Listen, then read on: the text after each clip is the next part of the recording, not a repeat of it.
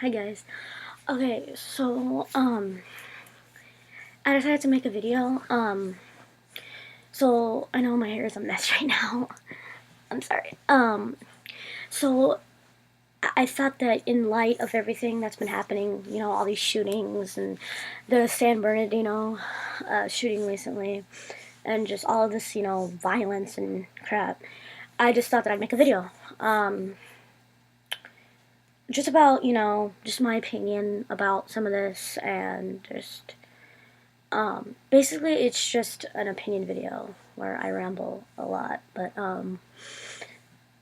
so first off, obviously I want to send all of my well wishes out to all the people that have been affected, including San Bernardino, um, Paris, the whole terrorist attack on Paris thing, and just any. I mean, there's been so many I can't even name them all, but those are the two most recent ones.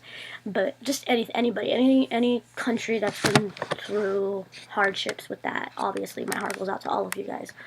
Um, Obviously, it's also opened a big discussion on gun laws and just how California. Well, it's basically the whole world, but after San Bernardino shooting, everybody was talking about how California gun laws should be improved. And I think my thing is that it's not so much gun laws, it's the person behind the gun. Saying that guns kill is the same thing as saying spoons make you fat or forks make you fat. It's not the gun that kills, it's the person behind the gun. Like, don't, obviously if you have a gun, you don't kill somebody with it. Like, you don't use it just to go shoot up a school or, you know, whatever. Like, you don't, or shoot up a regional center or whatever.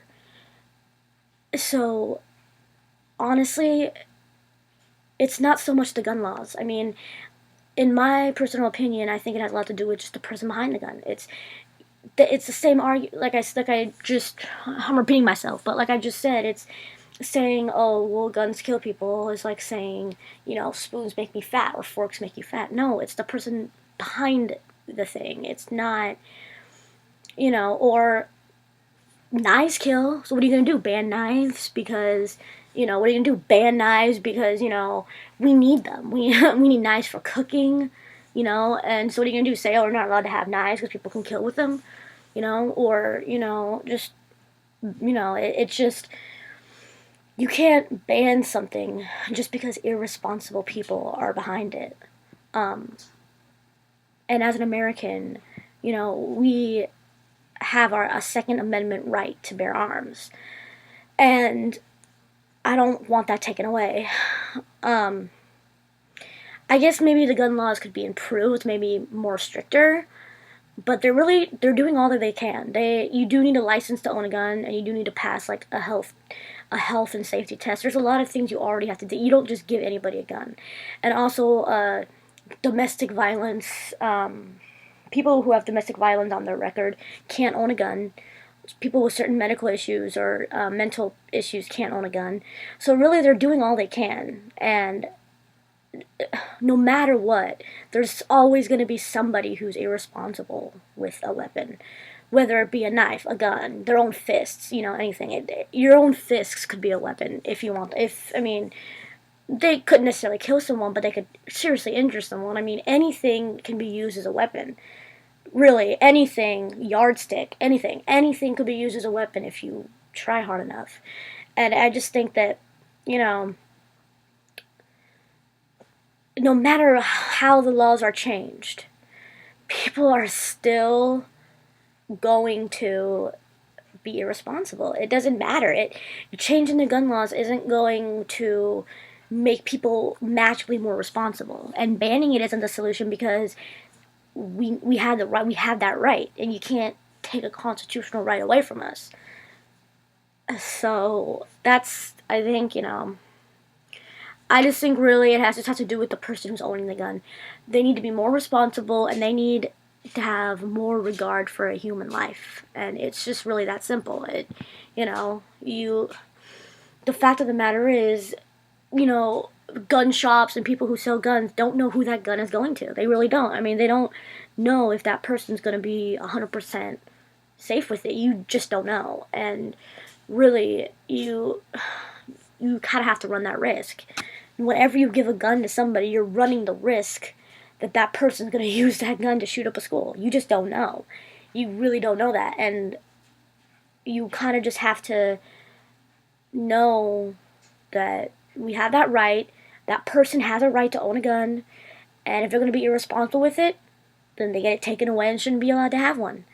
But you can't make that assumption right away. Just, you have to wait for it to actually happen because you just don't know. And, yeah, that's basically it. Yeah, I was reading an article about the San Bernardino shooting, and it said the article stated that this was the 355th shooting just this year alone in the world, and that's really sad. And there's actually elementary schools are actually offering up bulletproof vests now for their students in case of another shooting, and that's incredibly sad that little 7-year-olds have to wear bulletproof vests to go to school every day. I mean, that's sad. Like, what has this world become now that what has this world become now that little 6-year-olds are running around in bulletproof vests at school? I mean, we shouldn't need that. And nobody, I'm getting emotional talking about this, but nobody needs that. When I get older and have kids, I don't want to know, I don't want to have to constantly worry about my daughter going to school or my son going to school and worry that she's going to die or she's not going to come home that night. It's sad. I shouldn't have to worry about that. So yeah, I mean, that's basically it. Again, I wish everyone well that's going through all this right now. And yeah.